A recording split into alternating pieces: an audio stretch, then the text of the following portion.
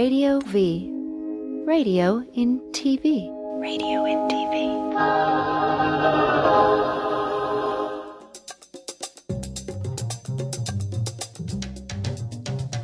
He's absolutely Jason, he's absolutely gay. He'll absolutely brighten up the darkest rainy day. He's funny and loves movies, he's smart and he's a Jew.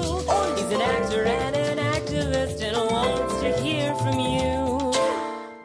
Everybody, welcome to Absolutely Jason Stuart with my guest today, my dear, dear friend, Dalia Rajah, and comedian Maureen Langdon. Maureen Langdon. We worked together in New York at Stand Up New York. We have. We were in New York City together, baby. And, of course, Dalia and I have been friends for probably around, I got to say, close to 10 years. Yeah, it's been a while. So this is the first thing I want to tell everybody. I just got back from Sundance. Oh, welcome home. I was in a new film called Tangerine with all these gals. Show the picture, would you, Eric? Or Chris, rather? It's Chris today. And I got to work. This is the really cool film.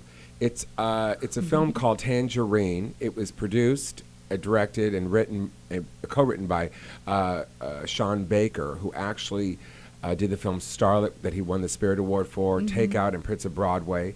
And I worked with him a couple years ago on a show called War and the Ape, which was a sequel to Greg the Bunny. And he called me and asked me to play this part of this sort of doorman manager of Hamburger Mary's. And it got into Sundance. Congratulations. And then the Duplass brothers are the executive producers. Show the picture of the Duplass brothers.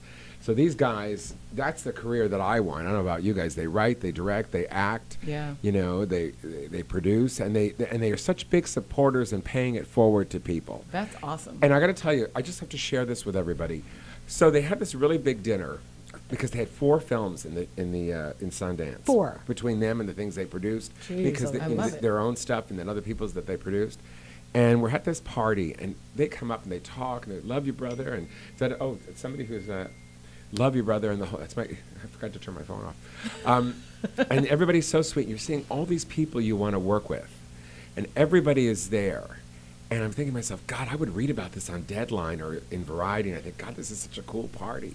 And then I forget, I'm there. You're there. You're one of these people. And I walk in, and I think, God, I really want to meet the Duplass brothers, but I don't want to act crazy. No, you can't be crazy. Not at all. So You the gotta have door street opens, cred. and right near the door is where the press is. And one of the photographers who's been a fan of mine since a coffee date, you probably know him, Martin. Martin, the guy with the glasses. He's really sweet, and he says, Jason, would you mind taking pictures with the Duplass brothers? Love it. Look what you're manifesting. You're just manifesting all over So the I'm place. sitting there, and I'm trying not to act. Hi, guys. Mind, I'm patterning my life after you, And of course, I felt like I was with Streisand or something. They have that kind of energy to me, and everybody. There was this incredible energy there. It was so much fun. So everybody, please look for Tangerine because it got picked up by Magnolia Pictures. Oh, so Team excited. Go. Congratulations. Yeah, so it'll be Did you out. see Robert Redford there? No, you never see Robert Why? Redford. Why? Why don't you see him? 'Cause he has What? this- He's too good for everybody? Do you want me It's to? his Should I festival. really name drop? Please. So I'm at the director's SAG-AFTRA director's party, and I'm sitting with Kevin Pollak. Excuse me. Nice. I opened for him. Yeah, did you? He's a doll. Yeah, nice man. And I'm sitting here with him, and we're talking, and he says, well, I got to go to the big luncheon where everybody who donated like $5 million or something, plus all the filmmakers, get to go to this luncheon, and he speaks, and then at the end, they all get to talk to him. Well, he couldn't get to Kevin, and Kevin apparently had auditioned for Quiz Show, which was his film years and years ago, and he's in the line. It never got to Kevin. So Kevin goes over to the people in charge. He says, hey, I'm Kevin Pollak, and if Bob has any time in the next... Bob. Yeah, I know. Bobby. I know. She's such B-Dog. She's such a comic. No, I but love just her. like But honey, that's yeah, exactly no, what I would yeah. have said if I was a guest on your show. Yeah. And so he says, if Bob has a minute, please tell him I'm out here and I'd love to talk to him. 90 seconds later, he comes out and talks to him. So that's the way it is. And I'm assuming Robert Redford, he's almost 80 years old. Looks good, though. I'm assuming that, he takes his time and, and probably what he does is probably limited. And he also had a film in the festival for the first time ever. Very cool. Very, very cool. So let's talk about acting, okay?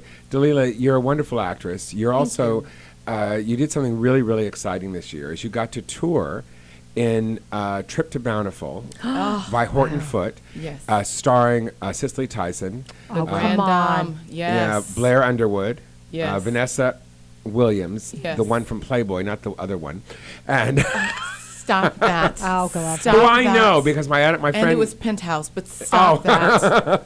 My friend Adam Balanoff went to school with her, so I've met her several times. And she is the loveliest gal. Yeah. Just lovely. And you got to tour with Cicely Tyson. Yes. You played a small role here in Los Angeles, and then when it toured a bit, you also played the lead. Yes. On occasion because you were understudying Vanessa. Yes, I was understudying Vanessa, so I was, I guess from the beginning you have to be on and ready to possibly go on if any kind of emergency happens. But Or when she did her cabaret act or something. When she does whatever she had has a couple to do. acts, yeah. But we are on stage for each show anyway, so it was really awesome because you get to.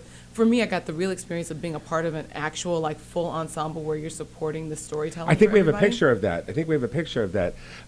Chris, of you in the play. It was. I told you should use this picture as a headshot because Yes. it was a period shot, and it was so wonderful. Find that if you can. Yeah, I think actually after you told me that, I think I put it up on my IMDb and something else too. Because so- it's a great picture, and there's so many stories about African Americans. Yes. Historical stories. And period pieces, I love period pieces. I love getting in touch with, like, our history and our past and telling these stories and getting in touch with, like, where people were at the time. And the fact that this story is so universal, that's not it. That's not it, but that's okay. It's too much boobies. It's a lot of that's nice, but that's a nice picture of her. It's from your short film, which we'll talk about in a minute. There's so many It's stories. called Trip to Bountiful. He's so great. He's listening to rap music and he's sucking on a lollipop. He has no idea who But he you is worked or with what's Cicely going Tyson? Oh, Yes, To meet her? which- I mean, I can't even believe an honor that would be. Yeah, well, actually, and we were working on it for months. So we did 3 months here in LA and then a month in Boston. So you spent 5 months with Cicely Tyson. Pretty much, yeah, which was really, really amazing. Like, it was just, it was a masterclass in acting, just watching or listening to her work, if we were listening on the monitors or watching her, like, every day. I remember we were in, like, our rehearsal process, and I remember the first time, like, I got to see her in rehearsals because we, we're in different parts, and they had broken it up at first, and then when they brought everybody together as the ensemble, and I started crying just in the rehearsals. I was like, oh my God, this is amazing. Just like, her work was so wonderful. And then we get to the first night, we have an audience. And then she went on and I started watching. I was like, holy crap, she has been marking it the whole time. Like, what I was, like, crying to and being so moved by and being undone by was her marking the performance. It wasn't even her doing Tell people her what full marking thing. it means. Marking means, like, just kind of moving through it at, like, their lowest 50%. at 50%, like, not really doing your full out, just kind of like, I'm just going to move on through it. And I was thinking, I was so moved by that.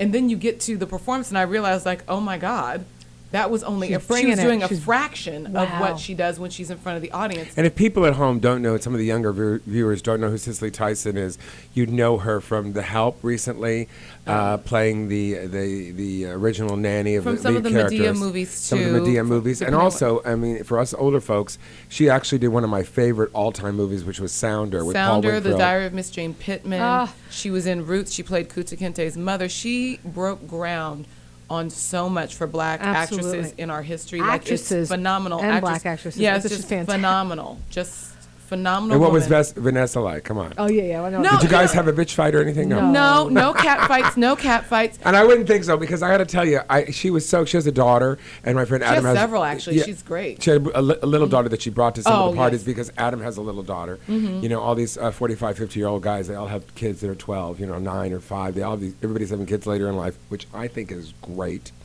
You know, and so I met her daughter, and she's just a doll. Just a great mom and very sweet and down to earth. Yeah, she's a wonder. As a matter of fact, her daughter Lion Babe actually just had a new EP that came out that's kicking. If anybody hasn't What's an heard EP? it.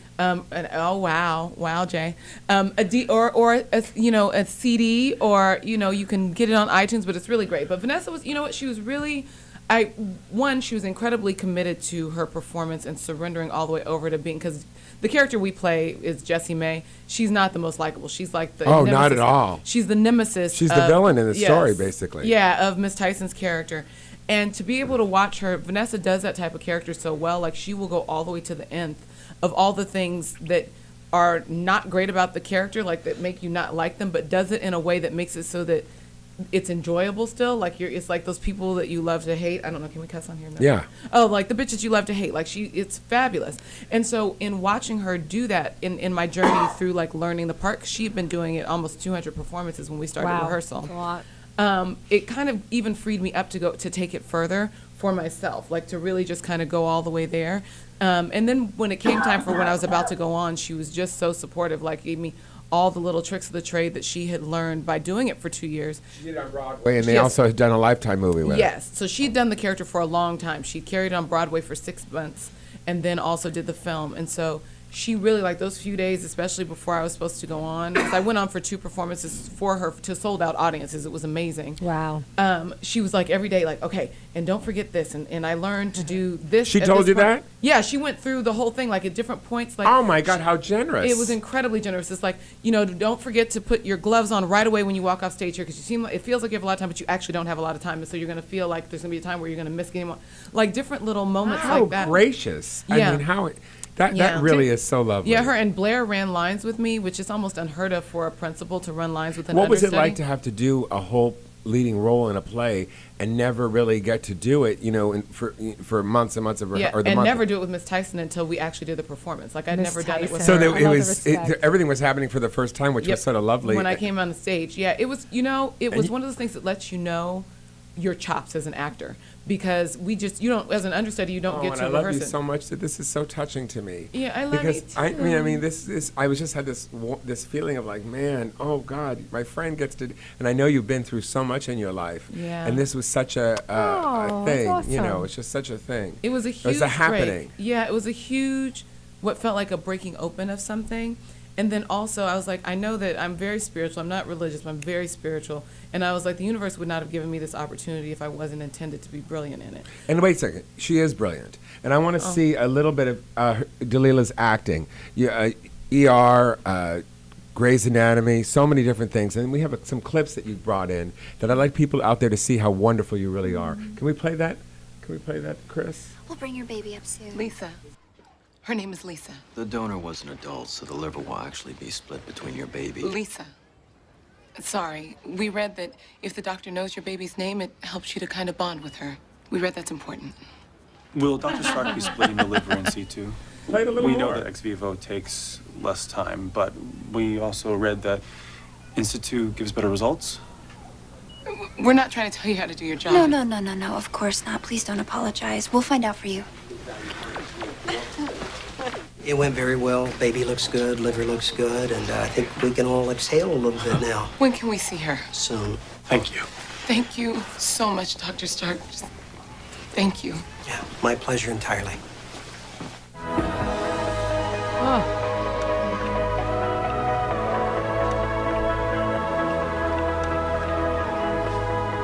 No. Yeah, what's crazy? Where are we gonna put it? Where? I will hold it. You will hold it? I will. I'm sure it's a bag, and we can hold bags. Okay, back up.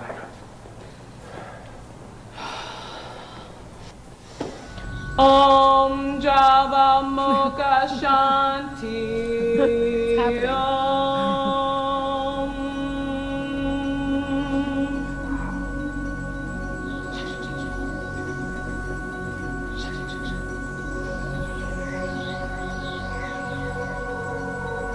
Oh, she got it.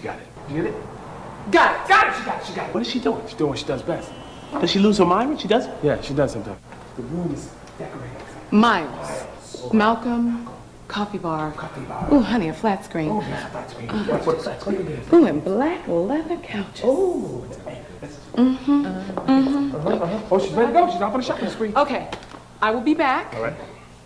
Don't touch anything. Extension 350. Dr. Hirsch, extension 350. The room was completely black.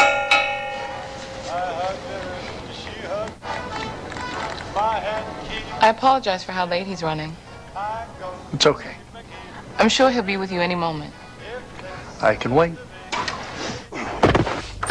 Wait a minute, you can't go in there. He's One of the flopping. most popular Dr. Gregson, I shows tried on to tell TV iconic, Grey's Anatomy, Yeah. your own short, which we're going to talk about when we get back. You know what's interesting about the Grey's Anatomy thing? It was one of those things that turned into something way bigger than it was probably, like, it was a guest star role. It was really awesome. I had a wonderful time. And right about when it came out, when the episode was supposed to air, was when I forget which journalist had said that queer actors can't play straight. And you and who's your husband? Michael Medico.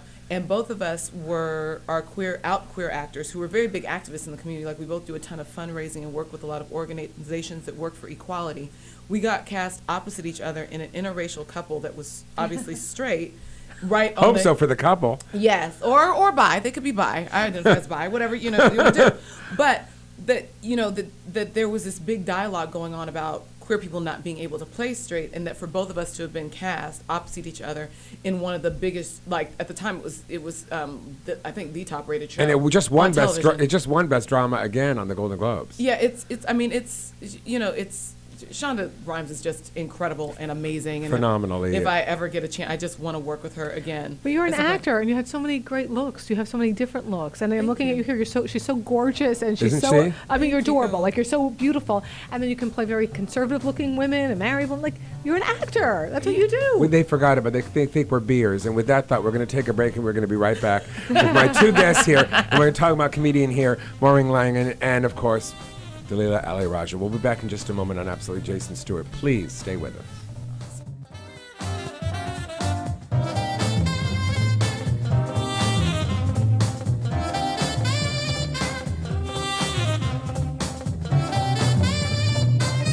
Hey, what's up? It's Tom Logan in the house, and you're tuned into T Radio V. Hi, I'm Holly, and this is Michael. We're on Love Life on T Radio V every day. No! Every Tuesday. Tuesdays. Every day I try to get her to have a love life. But every Tuesday, where you can watch us and hear us, only one place. Only hear him, though. 5 p.m. Pacific time, T Radio V. We're going to talk about love, relationships, intimacy. There'll be some sex, but not between us. No, I don't have sex with him. Not often. You're single, we're gonna share with you what to do if you just want booty calls or be in a relationship. Oh, you know you like booty calls. I do. What's it like to be in a relationship? We always say you have to be a strong me before you can be a great we. One place, right here, Tuesdays, 5 p.m. Pacific, only on T Radio V, right? Yep. Cool.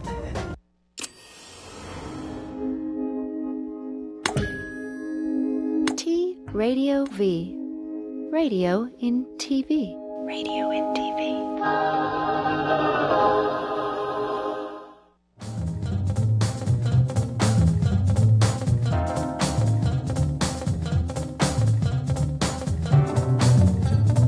Back at Absolute Jason Stewart with my guest, Dalia Rajah.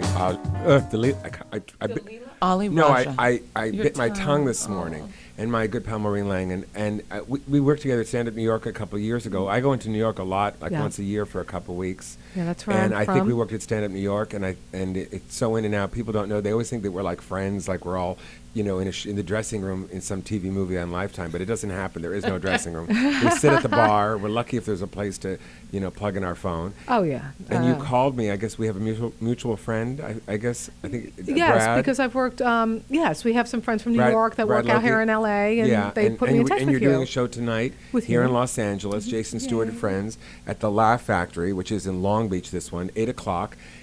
Please come and see the show. And if you send me an email within the next hour, we will give you 2 free tickets. Oh, isn't that lovely? Yes. Lovely, darling. And I can't wait to see you on the show. Oh, we're going to have a blast tonight. We're going to have a blast. What I'm really fascinated about with you is you have a show in San Francisco called Hanging with Maureen. Hanging with Langdon. My last name is Langdon. Hanging with Langdon, baby. Yeah. Now, how do you do a show in San Francisco if you live in New York, and now you're in Los Angeles? Well, I spend a lot of time in the Bay Area, and what I do is I have a weekly talk show on Sunday nights, but because it's owned by Cumulus, which is the second largest radio conglomerate in the country, they have hundreds of stations around the country. So they have WABC in New York, they have KABC here in LA, so I get to do my shows from those places when I'm performing there. Oh, wow. Yeah. So where are you doing it this Sunday? Last Sunday I did a KABC. This Sunday I'm going to head back up to San Francisco. Wow. Yeah. So it allows me to do my stand-up and do the show. And I was a journalist before I was a comedian, so I really enjoy it. Oh, right. And I just found that Dalia is from Sacramento, so I'm going to invite her to come on my Bay Area radio station and talk about her experiences. And you're always welcome, too, whenever you have anything going on. I'd love to do the show. Yeah, of course. Of Yeah, course. yeah. So that's really cool. I noticed that you did a lot. You did a Joy Behar show. You've done stuff on MSNBC. Yeah, I try to bring the journalist and the comedian together. So oftentimes when a comedian is asked to be a guest on a show, they don't know how to have conversations. They only know how to get set up for their punches, for their jokes. Not us. Not us. No, but Not it, the gifted people it like is. us. It depends. There's two groups of us. There are the Yes. people that do this great, and then there are people that don't. Yeah. And you remember in the day when we were on the road, people would say, "God, that guy can't do talk shows." That's right. That's right. And I remember being a middle act and going on the radio with some big comic, and I won't say who it is. Come on. You know, it's just not right Initials? because I All right, love her, and whatever. they said, "Well, you love her. Okay. she just isn't really good. She wasn't good at doing that," and they said they were going to have her back because of it. Because if you can't do that, you know. Well, you have to know what's going on a bit in the world. You have to be able to hold a conversation. You have to be interested. I'm very interested in what the two of you are doing in your lives. You just said something really in the break, really interesting. You were saying that. When you hear that somebody's gay, bisexual, or transgender in something, it's not a big deal to you. You think, oh, but in our world here, it is still a big deal. In L.A.? Yeah, or just everywhere. Well, I think everywhere. I could say in Alabama. I just... No, they don't. Everywhere. I think they care less about what we are in other states than they do here. It's not the it's I think it's an age thing. It's between like 35 and over one way and 35, 40 and under another way. Yeah, I feel like. Don't you think? I think that there is some age stuff in it, just generationally speaking. But I also, like geographically speaking, I think that there's a little bit in it. But I also think that a lot of times geographically, like in the South or someplace else, for instance, if you cast like Candace Cain, for instance, is a beautiful woman. She happens to also be transgender. But People know that tell she's- people what show she was on. Yeah, but she's Dirty Sexy Money. Yeah, and she's gorgeous. I think that for most people, if you cast her, because like if you're just going, because we go on how there are appearances, and there's no way that anybody would know just looking at Candace what her gender. I didn't mean to identity ask a gay person to go closer to the mic, but I'm sorry. Yes. No, see, that too. I'm having this. Okay, but sorry, I was just going to say that because of that, I think that unless people are in the conversation or in the trades or something where they know that information about somebody, I think if somebody just saw her playing a character in something, there would not be a big deal about that. Right. But I think that people who are casting aren't sure about that, so they often do not cast her as a cisgendered woman, even though she can play anything. But with Trans America now happening and Alexander Billings. Transparent, honey. Transparent, rather. I'm Can sorry. a straight girl ask a question? Yes. So good. Okay, now, and forgive my You can ignorance. just talk right out. I'm asking you this honestly. Forgive me. I'm not. It sounds ignorant. My understanding of transgender is people can be in very different stages and still be considered transgender. Yes. Is that correct or not? Because Yes. there's so many people who It's- don't know what that really means, and Yes. it's confusing. Could you Yes. clarify it or help me I out can help here? you with that. So Thank you. a transgender person is somebody who self-identifies as the opposite sex of what they probably are. Right. Or what the Physically. opposite sex of what they were born into. Born because- into physically. The Right. body that they're in. But they could have maybe had surgery to make their body doesn't that ma- way, and they may not have. Exactly. That's what I'm trying it to doesn't understand. Matter, Is that it doesn't cool? I don't matter get what it. their body actually is. It's what they feel inside. Yes. I see. As far as, Oh, okay. and I think a part of the challenge that comes up as far as acting things goes is that some things are related to how somebody appears. So, Right. for instance, You like gotta tuck me that playing thing. playing an older white man, like. It's not going to happen. Yeah. Probably not going to happen. I mean, Eddie Murphy's done it. I mean, you know what I'm Right. saying? Like they've done a lot of makeup, but it's very rare. Oh, yeah. And it's usually for comedic effect if somebody's even doing Right. something like that. Right. So there is an aspect of acting that has to do with just playing how somebody just physically appears in the world. And so I totally get that. But I also think that if the physical appearance is not in any way out of alignment with what somebody would think anyway, like I don't understand why it crosses over into the casting process. It just does. It just does all the time. Now, you got to work with one of the biggest, outest women in the world, Rosie O'Donnell. Did you work with her before she was out or before she was in? Oh, she was totally out. Yeah, Uh-huh. yeah. I worked with her. I did. This was really a highlight for me. I love Rosie. I do too. I really love Rosie, and I think I started out with her. You did? Yeah, when she Long came out Island? here. When Oh, she was here, when she was on Star Search. And she used to tease me all the time. And she actually hired me to work on the Rosie cruise. And an incredibly supportive, lovely woman. You I know. didn't get to know her like you obviously did, but I always related. She's a big Irish Catholic family. I came from the big Irish Catholic family. I identify with her kind of a familial type of thing. Yeah. But she was doing a show on Broadway, part of the New York Comedy Festival, and she was at Town Hall. She was going to headline. Oh my God! I worked at Town Hall twice. Isn't it fun? Fantastic. It's one of the oldest theaters great in New York. theater. And I knew, so I called the people who You do know, the you're a Broadway festival. person now because you did Broadway. I've done Broadway. Anyway, so I can't sing a lick, but who cares? So you can sell a song. You can sell a song, honey. I'm taking singing lessons. My birthday's tomorrow. That's what I'm treating Happy myself for my birthday is a birthday. singing lesson. I'm going to sing. I don't know how to sing at all. All right, so I don't. So I just want to do one karaoke. Anyway, this is the deal. One piano bar, one time. So she was performing there, and I called the powers that be, putting the show together. Can I open for her? Would you consider that? And they said she has her 2 openers. Who were they? Judy Gold and Wendy Liebman. Oh Great my comics. God, what a show! Yeah. So I said, Judy okay. Gold, Wendy Liebman, and Maureen. Well, I wasn't on it. It was just Rosie. So I said, all right. Well, Jeez just put it out Louise, there, that could have been. back away. And then all of a What- sudden, Rosie wanted to host instead of close the show. So they had room for a couple more comedians. And she asked a few people about me. She had never seen me perform. But her former executive producer of The Rosie Show, Jeanette Barber, Caroline's on Broadway, they all vouched for me. So she said, well, we'll give her a shot. You're all vouching for her. That's awesome. So I knew I would do it because it's a gay audience. It's a Long Island audience. It's all my people. And I did a very good job for her. And she was like, so then she sent a car for me a few days later to come to her compound to do her radio show. Okay. And when we approached her compound on the water, on the Compound. Hudson- It sounds like a fort somewhere. Yeah. Well, this is the deal. The gate opens. And I'm like, to the driver, which is Rosie's house? They're all Rosie's homes. There's 5 homes. One's for her, one's for the crafts, one's for the radio, one's for the ex. So I go into Nice. the radio house on the Hudson River, up in Rockland County. I had no idea it was that. I love it. So she's really way richer than we thought. Oh, I love it. So I love it. So I love it for her. So she says to me, Maureen, I'm thinking of selling, this. And I said, you can't. She goes, why? I said, because other than the Kennedys, you're the only other Irish American I know with a compound. I said, so that was my only experience with her. I'd love to get. What did you talk about on the show? I did my stand-up. Oh, on her radio show. She likes my thing. I talk about how people get rewarded who do the wrong thing in life. That's my whole theme through my stand-up. I was raised to do the right thing by the Irish mother, the garbage man father, and Snooki got a book deal. I'll be doing this in my act tonight. But Yes. I talk about how... Wait, don't say anything because I want to show a All clip. right. Why don't we show a clip of your Please stand-up? do. Oh, my God. And when I saw your stand-up, you talked about the Kardashians and how much you hate them as much as I do. I'm not as people, but as a brand. Yeah, it's what gets It's rewarded. it's not what they are. Yeah. I think they're It's brilliant. not who they are. She's as brilliant. Yeah, Anybody but- can tell turn their Yeah. daughter's sex tape into a multi-million-dollar But business. would you want your daughter? Well, no, it's not the business I would do, but it's still brilliant marketing. I would die if my kid was in a sex tape. I think she orchestrated that sex Oh, I tape. think who, the mother? Yes. Oh, They did God. that on purpose. Let's play that. Let's play Maureen's stand-up. Please do. This is, I think, Gotham Live. I think it is. Oh, yeah. God, yeah, the hair is so frizzy. Poor me. 100% humidity. Can't hear it. I'm really good as a mime. Oh, there's no sound? Well, why don't you just do the... Why don't I do the sound? Why don't I do my own voice? I'll dub myself. Let me tell you something. That is bullshit. Am I allowed to curse, right? Oh, you can say whatever That the is fuck you want. bullshit. Snooki got a book deal. I was an English major. I know the proper use of semicolons. Okay, here, I'll tell you what happened. Well, they're loving you. Yeah. I'm so sorry about that's my problem. Yeah. I'm trying my best to be a technical person. That's okay.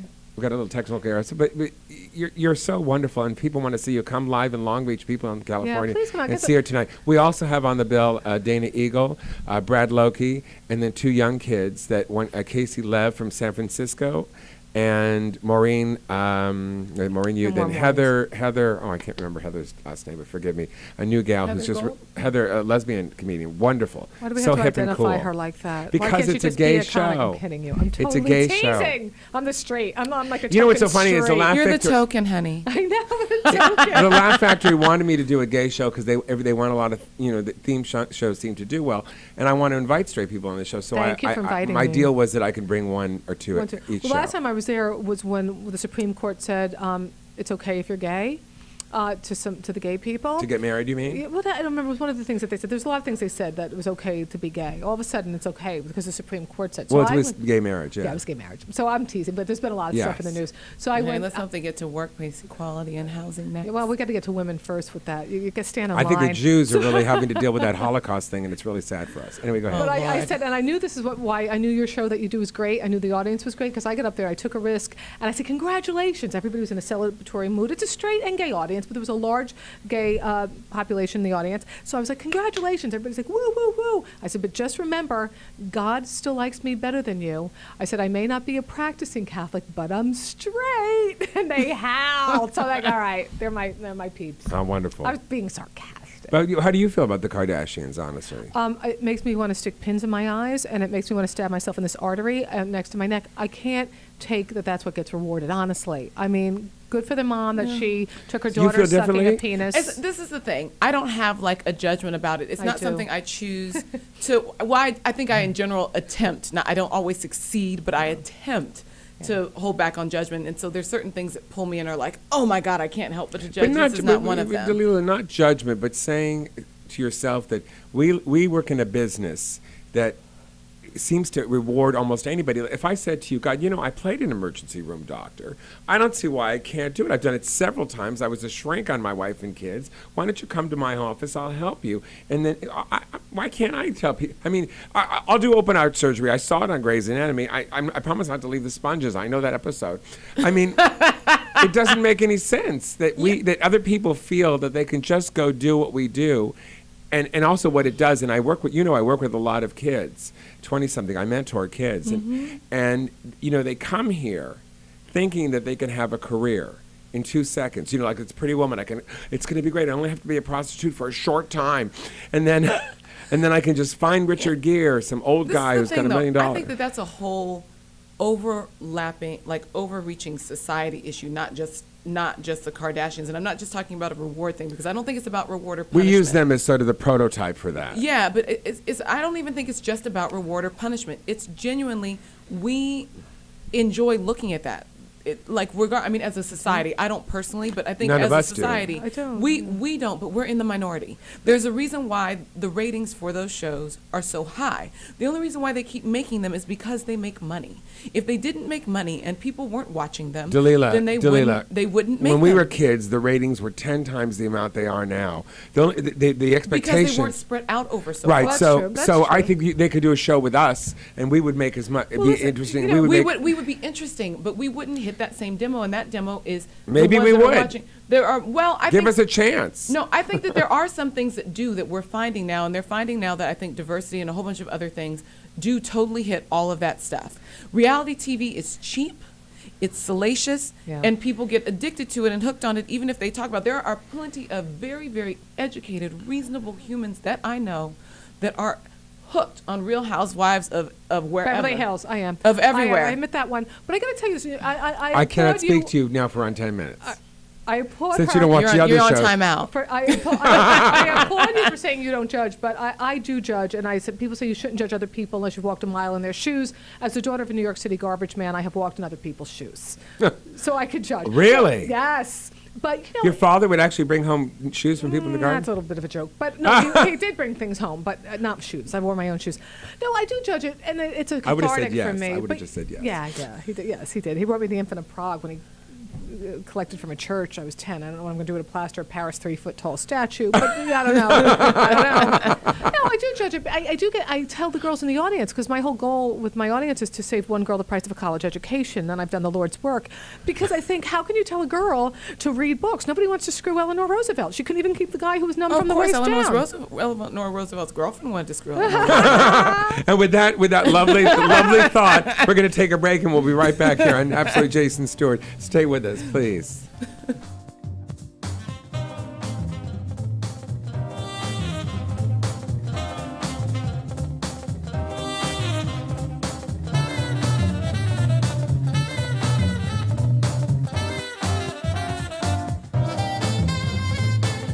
Hi, we're Marissa and Juliana Stove, the Stove Twins, and you're watching T Radio V. That's radio in TV. Hey everybody. Hey man. Hey man. Go ahead. What's up everybody? Can I beat him in public or no? This is inappropriate. Guys, this is like the Grammy audition. Don't mess it up. Is it on? Get your butt. Let me start one more time on that one. So your head really isn't as little as it looks. It's funny because it looks little. Next we got He actually, that wasn't even a pull shot. He hit me right in the. Did you feel the softy tissue of my? Okay, are you rolling? Yes, it's got to be Darish and vampire, yeah. I love it that I'm in costume. Yeah, I know, and I'm not. Adventure, avalanche, adventure. I'm real. Sorry, I forgot who I was for a second. We're one-take ponies. Is that it? Yeah, you're done. Give me a hug. I'm sorry I was a little. You are done. It's okay.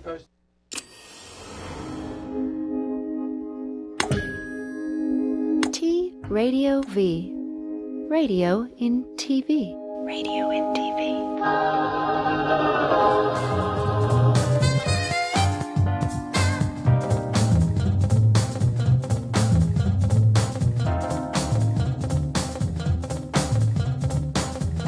Here are absolutely Jason Stuart, and I'm upset because you're both talking about really interesting things during the break.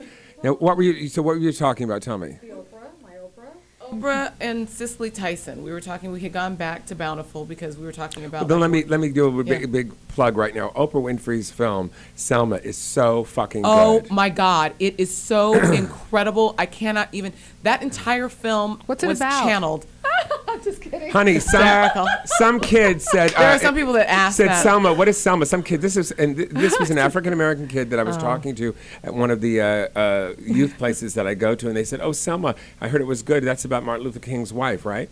I mean, this is how crazy the educational system is in this world. And this was a bright kid. Which is a bright kid. Well, although interestingly enough, the film actually does show you more of their personal relationship than I think that you're used to seeing in depictions of MLK. Yeah, they weren't. He vulnerable. wasn't just this icon, this guy that had a postage stamp and a holiday. She humanizes him so much, and I think it's it had all this controversy because of like this stuff around LBJ, but which was historically actually more like if you look at his voting. But it wasn't that big of a controversy, was it really? Well, they made it a campaign the week before the Oscar voting, which who is did this? Who did? I wish I knew who the they was. I wish I knew who the they was. But you can see that it pops up in multiple publications in the same week. That it was clearly something that was sent out all they did deliberately. What all they did was humanize Lyndon Johnson, which I think so too. You saw what a predicament. It was 1960. What was it? 65. Yeah, 63. And we're sitting here saying that this is a man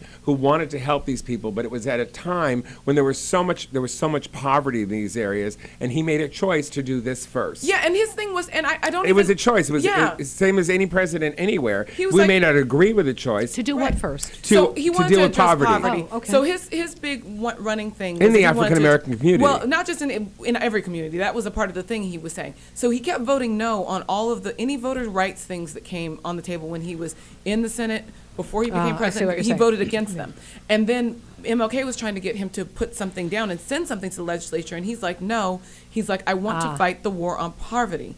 He's like, that is my big thing, and he's like, that will help everybody, white, black, indifferent. He said everybody's poor. But he couldn't do both? And so, no, well, he didn't feel like he could do both, and this is why, because he needed the Southern senators to be able to fight poverty because so much of the poverty was in their areas. So wait, hold on a second. So we have a complex movie here, and then somebody puts out a ridiculous statement saying that it's not. I mean, this woman who wrote and directed, she co-wrote the movie, right? Yes, and she did such extensive research. Ava DuVernay is such an incredible writer and director. She's amazeballs, and she did so much thorough. Like she knew she was never going to get writing credit for this film because the original writer had it in his contract that he would always have to be credited no matter how many. He times also wrote The Butler. Yes, did he? Yeah, I think so. I didn't even remember that. I didn't even remember that. But he. I think so. I could be wrong. He made it in his contract that they could never change the name on it. So she knew she was doing all this work to restructure, rewrite, and research. Which every filmmaker really does. Yeah, as a director. But she rewrote it knowing she wasn't going to get credit so that she could direct a film that she felt like would make a difference. And it's so incredible. It starts off with the most extraordinary scene of Oprah Winfrey. With Oprah's birthday's tomorrow. Oh, is it? Same day as mine. Oh, you guys are born on the same day? Look at that. Well, mine, I have the same birthday as Orlando Bloom. You too? Robert Stack. And Charles Nelson Riley and Rip Taylor. How about you, Dalia? Who's on your birthday? I don't know. Really? I'm a Libra. We focus mostly on ourselves. kidding. Speaking of focusing on yourself, you created last year Mm-hmm. a short film called Secrets and Toys. Yes, which that is you were about in. which I have a little cameo in with Wow, the look lovely at Jill this. Bennett, who's been on this show, and we play a straight couple who are Mm-hmm. into leather. And and Jill, I got to say, love her. You know, we went for a kiss, and the whole thing was great. And I played her. Don't give away all of it, Jay. They may want to come. They want to the come see us film. kiss. You Yes. kissed a straight woman? Oh, please! I spent years doing Really? that. I've done my work. I've done my job. And let me see. It's at the Pan African Film Festival. Yes, coming up next month. February 8th, 13th, 15th, and 16th. Yes. And a lot of us are going to make appearances if you want to come in person. And it's also going to be on the Pride of the Ocean cruise. Yes. From March 14th to 21st. If you forget anything I say, remember, just go to jasonstewart.com, STUART, send me And an there's email. still tickets available for both. Yes, right. and I will definitely give everybody the information. So, the impetus of this film was to do something on your own as a creative sort. You produced it, you wrote it, you got the wonderful Quentin Lee to direct it. You got all these wonderful people. Tell us the cast. We have an amazing cast. It's me, Jason, Jill Bennett, Daryl Stevens From the Noah's Ark. from Noah's Ark, and Doug Spearman from Noah's Ark. Both of them appear in the film. Diane Sellers, who, if anybody watches Rules of Engagement, she is the awesome waitress in the diner that's always like doing the quips back and forth with all the people in Rules of Engagement. And the wonderful Shelley Boone, who is hot and gorgeous. She's been in Entourage and several other pieces that you've probably seen. She's all over the place. And you won the best short in Miami, am I correct? Yeah, in Miami we won actually the HBO Jury Award Oh and my the HBO goodness. Audience Award. There, we won both. We swept it in the shorts category, which for is really you. awesome. And then we also won at the Dinah Festival. The Dinah Shore Lesbian Golf Tournament. Well, it's not. Oh, I mean the Dinah Shore Golf Tournament. It's not the It used to be the golf tournament, and then they had a whole bunch of sideline events. Now it's mostly the events. So How did Dinah Shore get involved with the lesbian stuff? She has no idea. But she was drag kicking and screaming only by her name. She was actually very homophobic and hated that her name got put synonymously How with. did it? with How do you? Is that true? Yeah, it's actually. At one point I did a pilot for a travel show that was shot, and the first episode was based. So we had to do all this research on it and talk about it. So she really was not very happy that she was associated with it. But what happened is she had this golf tournament, which is now the Nabisco Golf Tournament, but it used to be Dinah Shores. It's not called Dinah Shore. No, it's now the Nabisco. And Wait. When did that change? years ago. But why does Yeah. everybody still call it Dinah Shore? I'm about to explain to you why. Go ahead, I'll stop talking. So she, lesbians, as you can imagine, perhaps through various stereotypes in media and elsewhere, like sometimes to golf. So if you have the professional golfers, special women golfers, there's often a lot of lesbians who are there or who want to see the tournaments.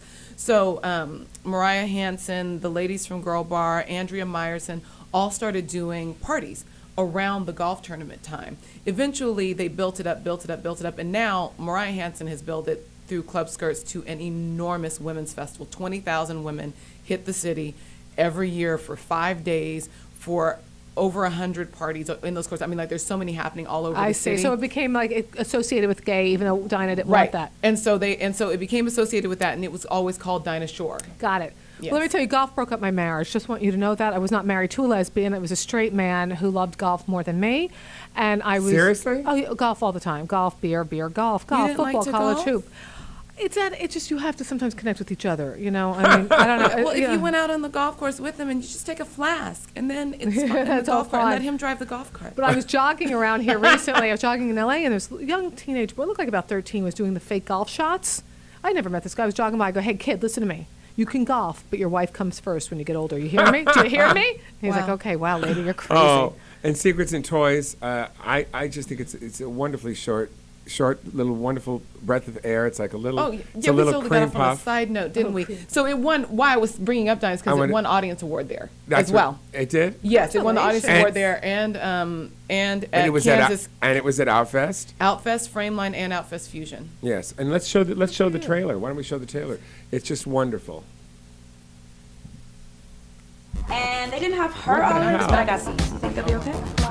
Yeah. Well, it's double the pleasure, double the fun. I can't look at this. Hey, lovely girl. I can't wait to see what Chad has up his sleeve. And don't you dare ruin it this time. You know our mommy likes surprises. Toodles.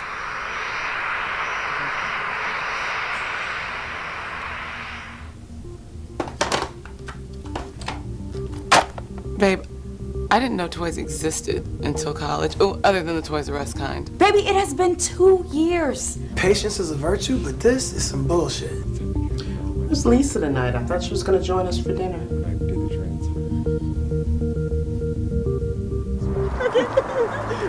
This is gonna be fun. Oh, this is so exciting. Okay. Well, obviously, I'm having a little technical problem this week, but I'm sure that you love me and all forgive me. It's also Mercury retrograde. That's what's supposed to happen. Is it? Yeah, Mercury retrograde until for a couple more weeks, I think. Oh my God. And so it slows computer stuff down, makes all kinds of things interesting. So you were on Gotham Live, right? I was. Now, is that an internet show, or how do No, it's on a cable network, Access TV. So it goes out nationally on Access TV on the cable. Oh, it does in New York, Yeah. but not just New York. No, nationally, across the fruited plain. The what? Across the fruited plain. Oh, I see. America, yeah. Oh my gosh. Yeah, it was a lot of fun. Good audience. Took me back to grade Good night. school. So, do you also want to act? No. What's your big goal? My big goal is to have a national talk show, or be a part of a national talk show, and do theaters for stand-up. Oh, wow. Because the theater audience is really what I love. I love people who will plop down $35 to $50 a ticket, give a crap about what they're seeing, and show some respect. I'm not really interested in seeing drunk people at comedy clubs that I have to lie and tame, and then I have to curse repeatedly just to get control and then get them. This is really interesting. We'll take a break now, and we'll come back and we'll talk about that, what we have to deal with. It's really, people don't realize it's just insane. Nuts. We'll be back in just a minute here on Absolutely Jason Stuart with my guests, Maureen and Dalia. So cute. Oh. Her photos were so cute. May I please get some more water?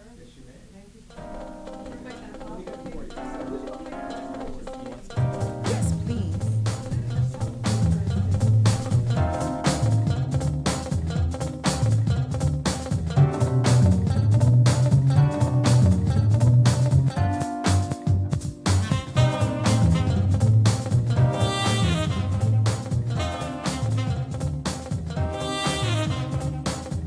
You know what? Here, just watch for yourselves.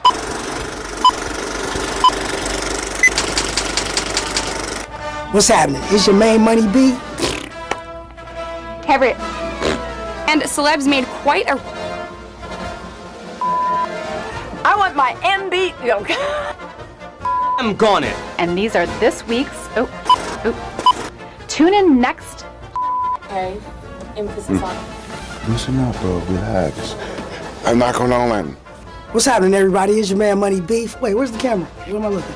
Hey everyone, I'm Andy Dick. What's up, y'all? It's Edie Don. What are you doing, baby? We rolling. Oh, I am so sad. Next Friday. Small drink doses. Five. That's what my mother says about me. That's so sad. Small doses. Oh, great. Who is your audience? Men. No. And that's it, folks. Hi, everyone. Welcome. Well, let me start again. Welcome to T Radio V. That's TV and radio, or radio and TV. I can't remember. It's just too much for me. No, you're doing it wrong. I need you to emote more. It's not enough. You need to push it. Absolutely. Jason Stuart. And I was on his show. I'm Shang, but he's fantastic. But the thing is, he's so cute. It just upsets me that he's straight. I still got a lot of urban in me. And I'm a little Jewish, so I sounded like, oh yeah. You didn't say, hey, he has a nice Shayna Putum. Yeah. Don't be a schmeckle. It upsets you that you're straight? No, it doesn't upset me. I'm straight. Don't make me laugh, man. No, don't touch me inappropriately. Okay, I'm sorry. Did I touch you inappropriately? There's gonna be definitely lawsuits. You are watching Jason. Me. Well, not today. Shut up over there laughing with the laughter. Watch Absolutely Jason Stuart every Tuesday on TV. The V with the TV. They're gonna. You better edit the out of this. All right, we got it.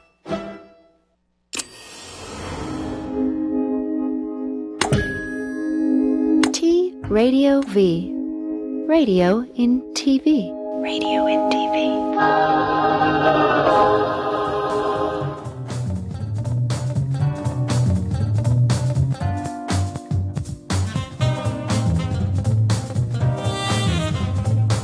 Hey everybody, welcome back to Absolute Jason Stuart with my guest, Dalia, Rajah, and of course Maureen Langdon.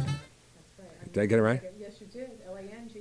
Yeah, and you've been doing comedy how long? This month, 17 years. Oh wow, God! Ask me how long I've been doing it. How long have you been doing 32. it? Holy moly, mother of God! I know, since I was a baby boy. Yeah, Seriously. I just got back last month. I was in Switzerland for the. Tell me all about this. You know what? This, honest to hands down, was one of the best experiences of my comedy career, and not even the performing, which was wonderful, but the meeting of other comics. What they did is the Montreux Comedy Festival has been going for 25 years. It's predominantly, it's always been French speaking.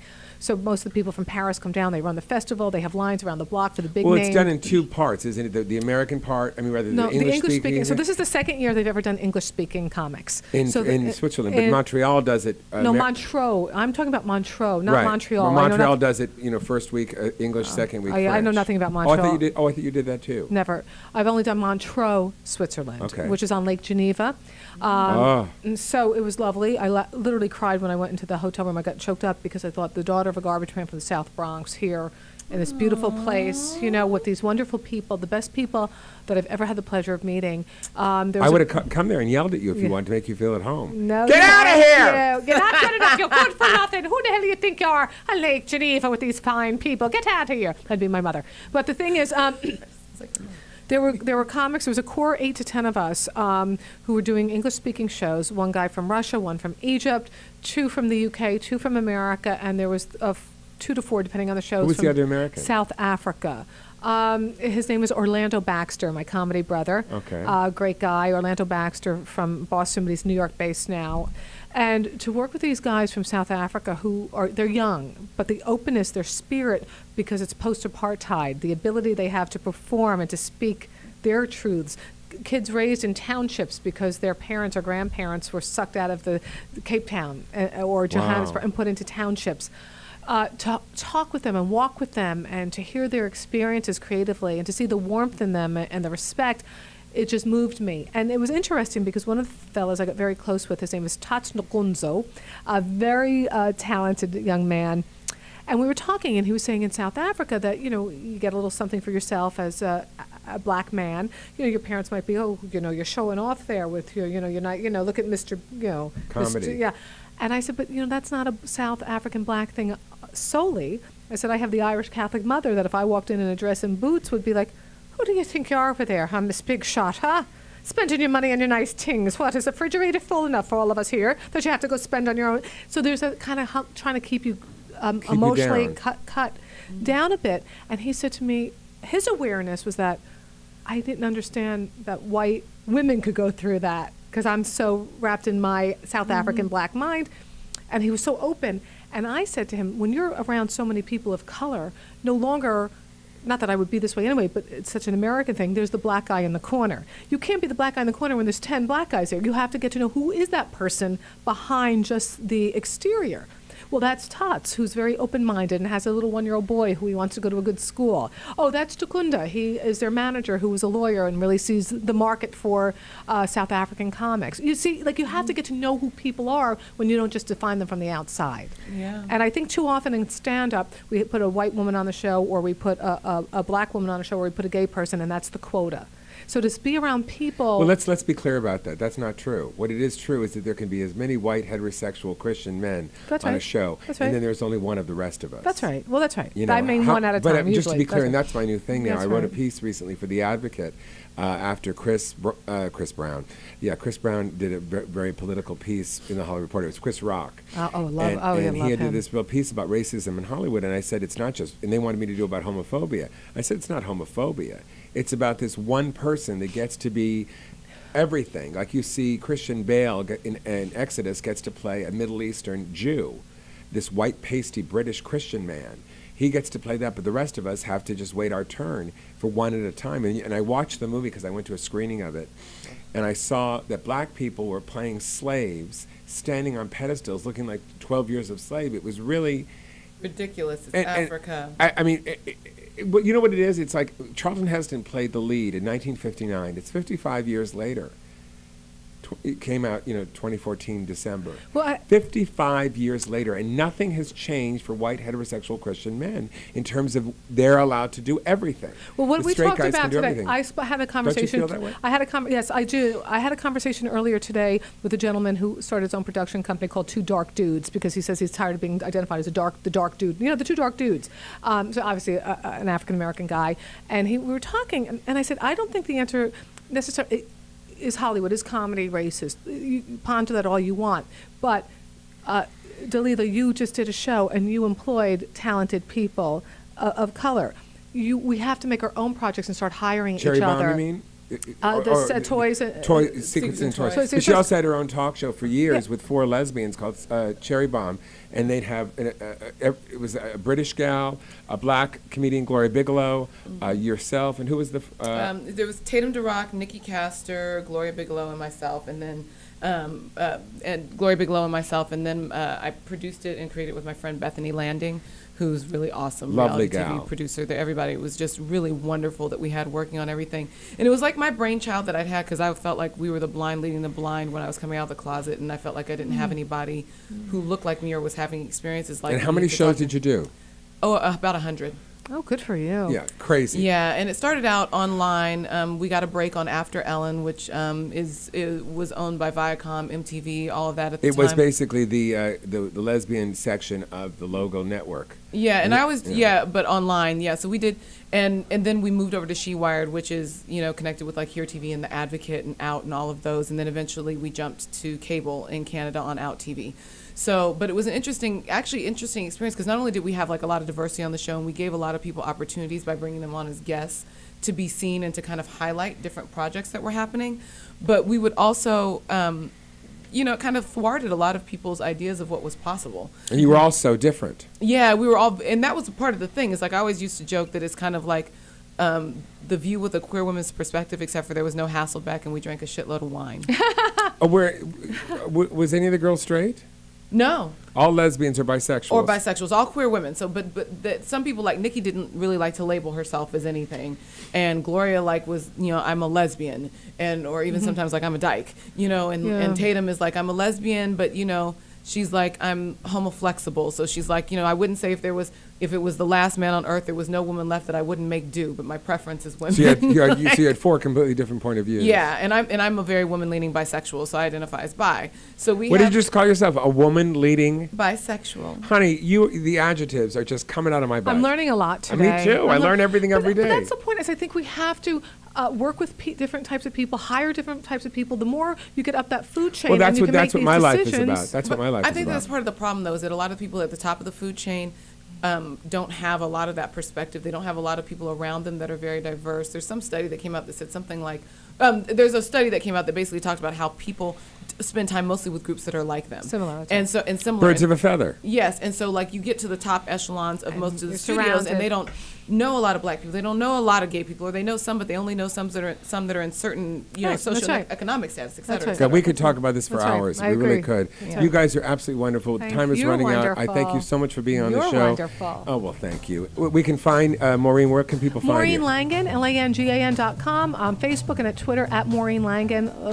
Love for you to connect. And Dalia? At Dalia Ali Rajah for everything. So DALILA on Twitter, Facebook.com, all of it. We look for her doing stand-up. We look for your short film and more acting roles. And if you can't remember who they are, just go to jasonstuart.com, STUART, and I will certainly connect you with all of them. Thank you both. Thank for you, being on my Jason. show. Nice to meet you, Dalia. See you tonight, Long Beach, 8 o'clock.